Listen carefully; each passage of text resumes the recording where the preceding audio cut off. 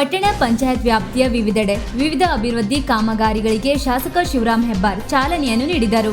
ಇಸ್ಲಾಂ ಗಲ್ಲಿ ಹಾಗೂ ಕಾಳಮ್ಮ ನಗರದಲ್ಲಿ ನೂತನವಾಗಿ ನಿರ್ಮಿಸಲಾದ ಅಂಗನವಾಡಿ ಕೇಂದ್ರಗಳನ್ನು ಶಾಸಕರು ಉದ್ಘಾಟಿಸಿದರು.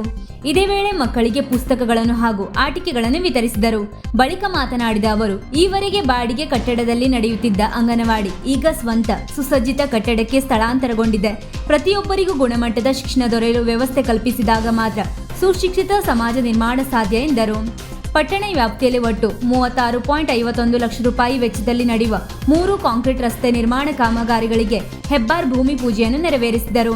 10 ಲಕ್ಷ ರೂಪಾಯಿ ವೆಚ್ಚದ ಕಾಳಮ್ಮ ನಗರ ಸರ್ಕಾರಿ ಪ್ರೌಢಶಾಲೆ ಪಕ್ಕದ ರಸ್ತೆ, 20 ಲಕ್ಷ ರೂಪಾಯಿ ವೆಚ್ಚದ ನಾಯಕನಕೇರಿ ದತ್ತ ಮಂದಿರದ ಪಕ್ಕದ ರಸ್ತೆ ಹಾಗೂ ಗಾಂಧಿನಗರದಲ್ಲಿ 6.51 ಲಕ್ಷ ರೂಪಾಯಿ ವೆಚ್ಚದ ಸಿಸಿ ರಸ್ತೆ ಕಾಮಗಾರಿಗಳಿಗೆ ಭೂಮಿ ಪೂಜೆಯನ್ನು ನೆರವೇರಿಸಿ ಚಾಲನೆ ನೀಡಿದರು.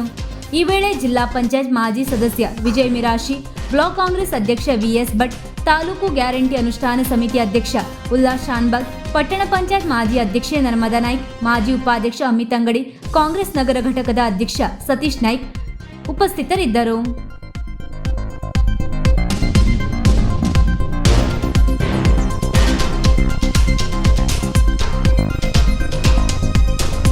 ವೀಕ್ಷಕ ಮಹಾಪ್ರಭುಗಳೇ, ನಮ್ಮ ಚಾನಲ್ ಅನ್ನು ಸಬ್ಸ್ಕ್ರೈಬ್ ಮಾಡಿ, ಶೇರ್ ಮಾಡಿ, ಪ್ರೋತ್ಸಾಹಿಸಿ.